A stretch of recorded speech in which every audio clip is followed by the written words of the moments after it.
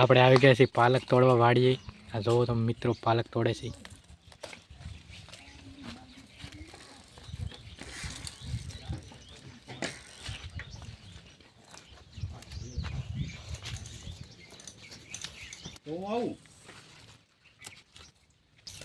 વાડીમાં આપણે પાલક તોડીએ છીએ, જોઈ શકો છો. અમારી વાડીએ પાલક થાય છે બહુ મસ્ત. આ મિત્ર તોડે છે પાલક.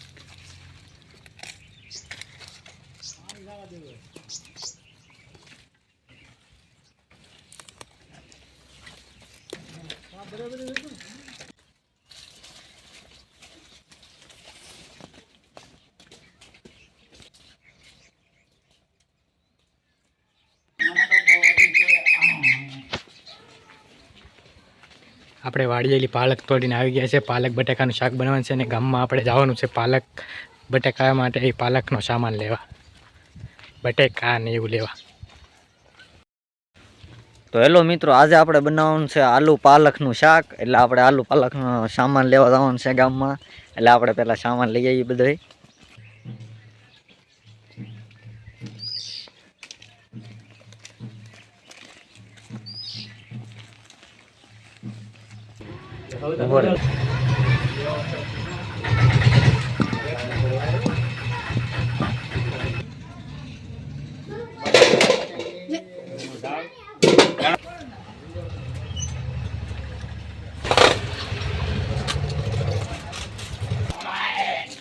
અમે બધો સામાન લઈ લીધો છે. હવે આમ બહુ કંઈ સામાન નહોતો એટલે સામાન થોડોક ઓછો લીધો છે.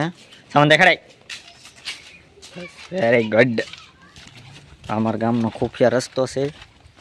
ગામમાં કોઈ ભાડો તો નહીં હોય. આજ અમે આ રસ્તેથી આવેલા છીએ. રસ્તો ઘણો જૂનો થઈ ગયેલો છે. તો હવે આપણે જઈએ છીએ આપણા લોકેશને.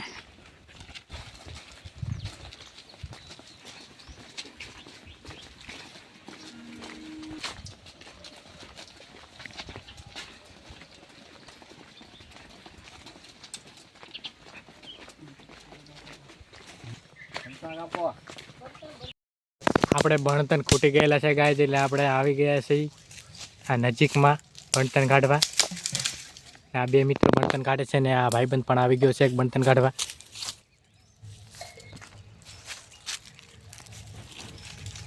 નાનો મિત્ર પણ બણતણ કાઢે છે. હવે ગામમાં લગ્ન છે એટલે ડીજે વાગે છે, થોડોક અવાજ આવશે એનો.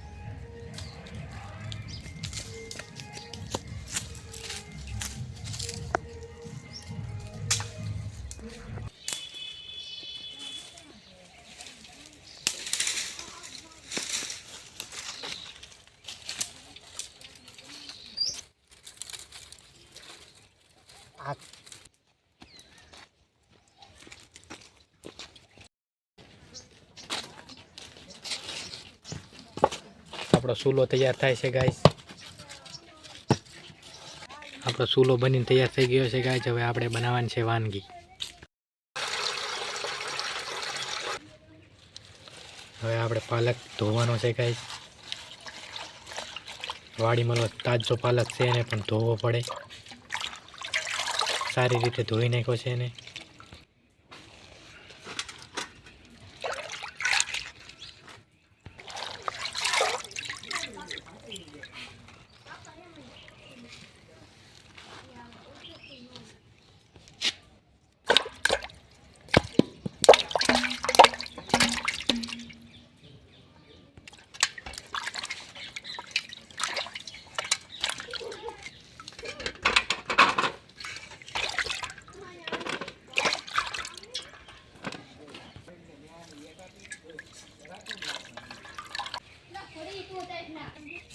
પાલક કપાય છે ગાય, ઝીણું ઝીણું પાલક કાપે છે, જોઈ શકો છો તમે.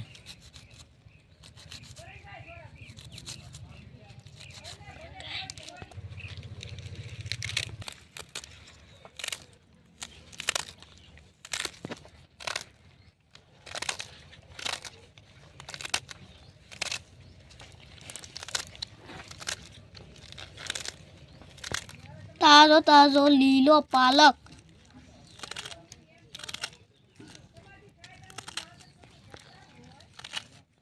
કોણ મેં તો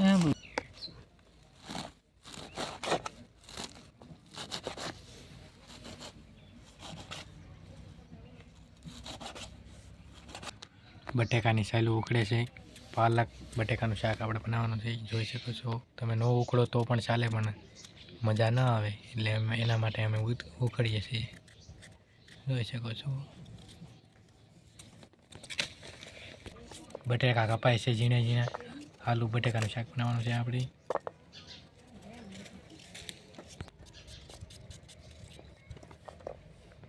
ઝીણી ઝીણી ડુંગળી કપાય છે ગાઈસ.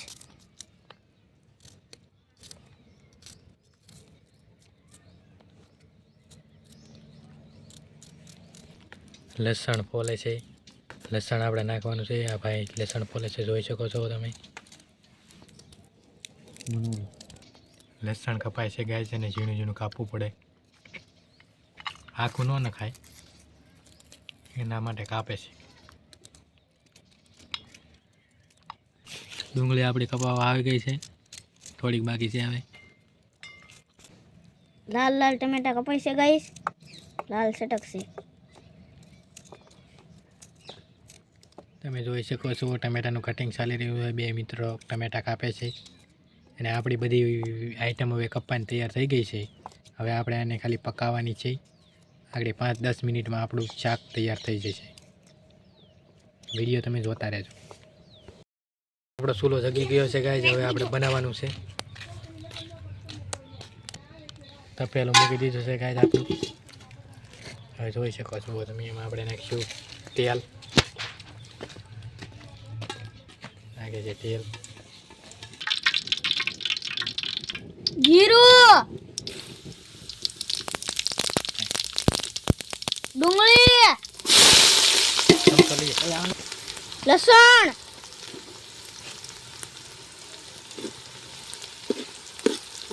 કાપેલા બટેટા,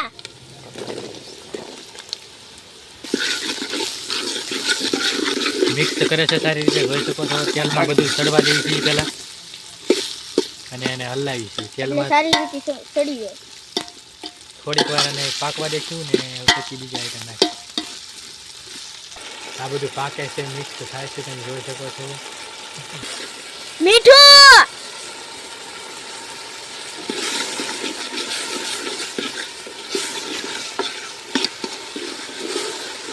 પહેલા ટમેટા ઝીણા ઝીણા છે.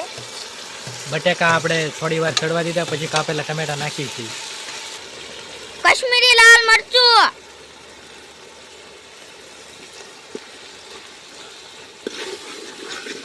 મિક્સ સારી રીતે થઈ જાય એટલા માટે પહેલાં આપણે મરચું નાખી દીધું છે. હવે આપણે પાલક નાખવાનો છે. આપણે પાલક એડ કરીશું. હવે પાલકને આપણે છેલ્લે એડ કરીશું એટલે એનું પાણી થાય, વાંધો ન આવે. હવે એને સારી રીતે મિક્સ કરીને હવે ઢાંકીને આપણે 10-15 મિનિટ પાકવા દઈશું ને ઉતારી લઈશું. એને સારી રીતે મિક્સ કરી દઈશું પહેલાં, પછી એને ઢાંકી દઈશું. 10 મિનિટ સડવા દઈશું. બની ગયું છે, ઉતારી લીધું છે હવે નીચે. હવે આમાં આપણે કોથમરી એડ કરીશું. જોઈ શકો છો તમે. આગળ કોથમરી કુશલભાઈ એડ કરી દે છે, કાપેલી છે આપણે.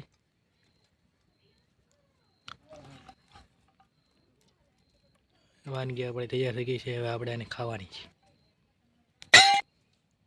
આપણું તૈયાર થઈ ગયું છે શાક. હવે આ આપણે એક વાસણમાં કાઢે છે કુશલભાઈ. જોઈ શકો છો તમે. એક નંબર બન્યું એવું લાગે છે. કાંઈ ન ઘટે આમાં.